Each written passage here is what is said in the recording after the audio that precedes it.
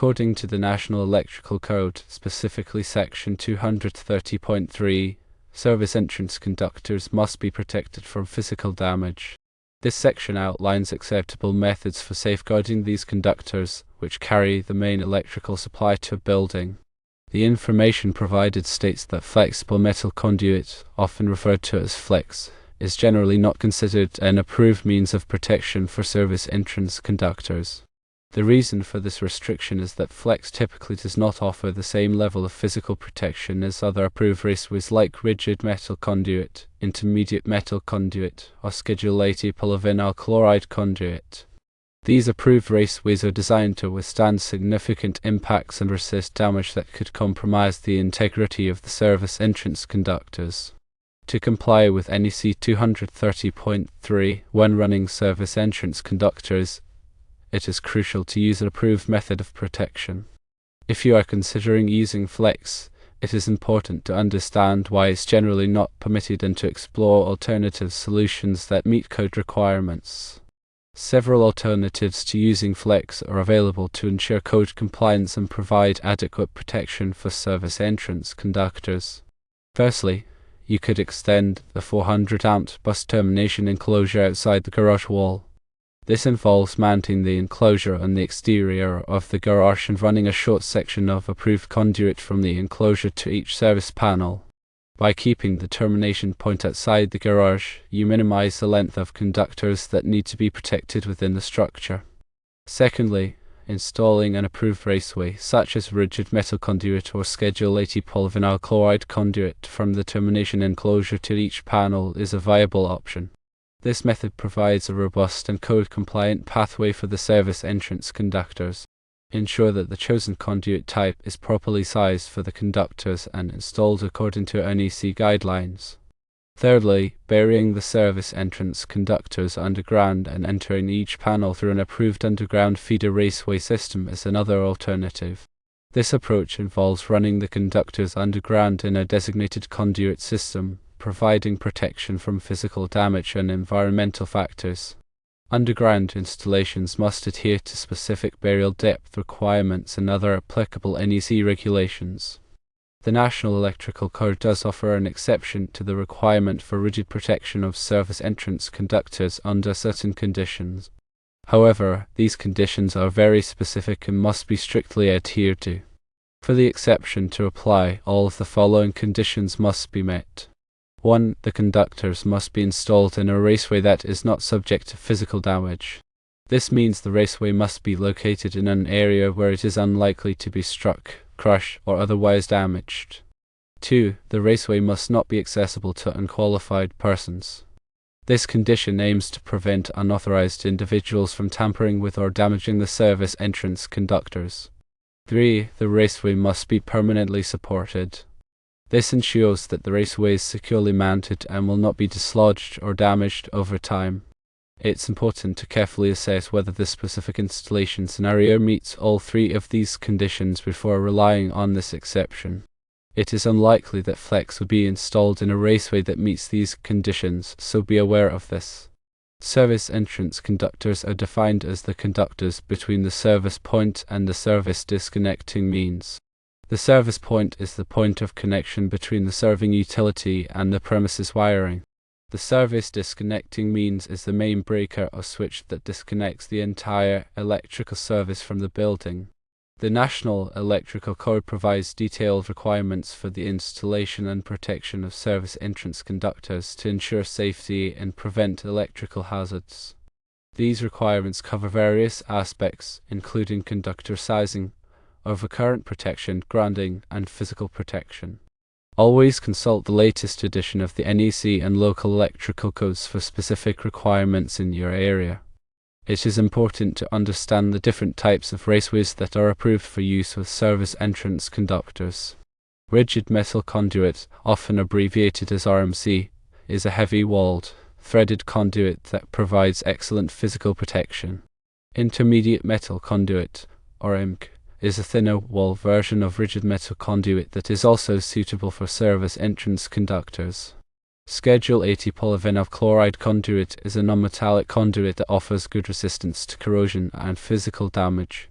Each type of raceway has its own advantages and disadvantages, so it is important to choose the appropriate type for the specific application and environmental conditions.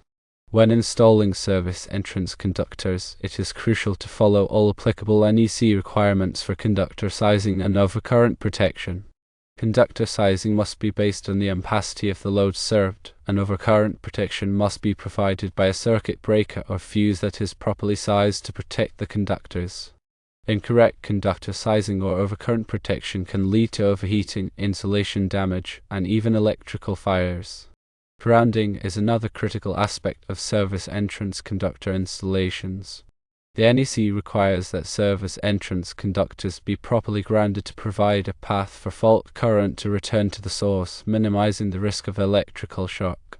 Grounding electrodes, such as ground rods or metal water pipes, must be properly installed and connected to the service entrance equipment. Proper bonding of all metal enclosures and equipment is also essential to ensure a low impedance ground fault path. When working with service entrance conductors, always exercise caution and follow safe work practices. To energize the service equipment before making any connections or modifications. Use insulated tools and wear appropriate personal protective equipment, such as safety glasses and gloves. If you are not qualified to work on electrical systems, hire a licensed electrician to perform the work. Failure to follow safe work practices can result in serious injury or death. The NEC is updated every 3 years, so it is important to stay current with the latest edition. Changes to the NEC can affect the requirements for service entrance conductor installations, so it is essential to be aware of any updates that may impact your work. Many jurisdictions also have local amendments to the NEC, so it is important to check with your local electrical inspector for any additional requirements.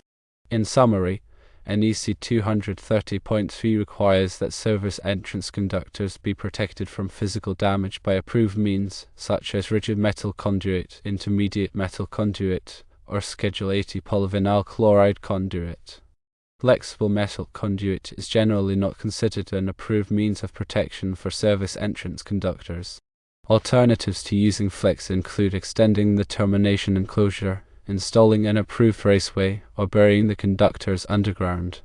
An exception to the rigid protection requirement exists under specific conditions, but it is unlikely to apply in most situations.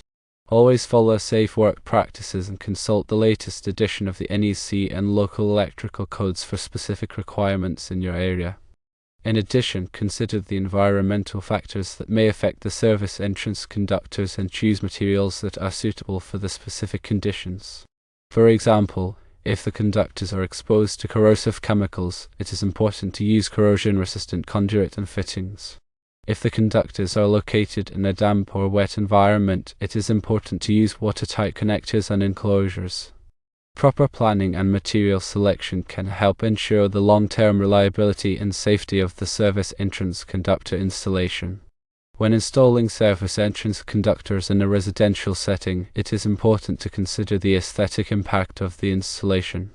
While safety and code compliance are the primary concerns, it is also desirable to minimize the visual impact of the service entrance equipment.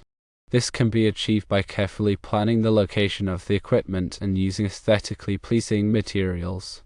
For example, the service entrance conductors can be concealed behind landscaping or other architectural features.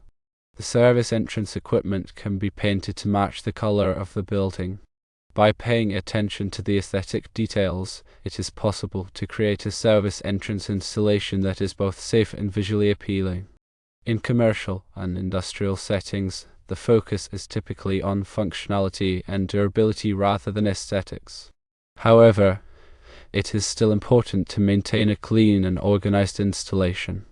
This can be achieved by using cable trays, conduit supports, and other hardware to keep the conductors neatly organized and protected. Proper labeling of all service entrance equipment is also essential for maintenance and troubleshooting purposes. A well-organized service entrance installation can improve safety, reduce maintenance costs, and enhance the overall appearance of the facility. When making connections to service entrance conductors, it is important to use the proper connectors and termination techniques. Improper connections can lead to overheating, voltage drop, and even electrical fires. Use only listed and labeled connectors that are suitable for the type and size of conductor being used. Follow the manufacturer's instructions for installing the connectors and ensure that all connections are tight and secure. Regularly inspect service entrance conductors and equipment for signs of damage or deterioration. Look for cracked or damaged insulation, loose connections, and corroded components. Any problems should be addressed promptly to prevent further damage and ensure the safety of the electrical system. Regular maintenance can help extend the life of the service entrance conductors and equipment and prevent costly repairs. When troubleshooting electrical problems related to service entrance conductors, it is important to follow a systematic approach. Start by checking the voltage and current at the service entrance to verify that the utility supply is functioning properly. Then, check the overcurrent protection devices to ensure that they are properly sized and functioning correctly. Next, inspect the conductors and connections for signs of damage or loose connections. Use a multimeter or other test equipment to check for continuity and insulation resistance. By following a systematic approach, it is possible to quickly identify and resolve most electrical problems related to service entrance conductors. If you are unsure about how to troubleshoot an electrical problem, hire a qualified electrician to perform the work. Working with electricity can be dangerous, and it is important to take all necessary precautions to protect yourself from electrical shock. Remember that the service entrance conductors are the main arteries of the electrical system, and any problems with these conductors can have a significant impact on the entire building. Proper installation, maintenance, and troubleshooting are essential to ensure the safety and reliability of the electrical system.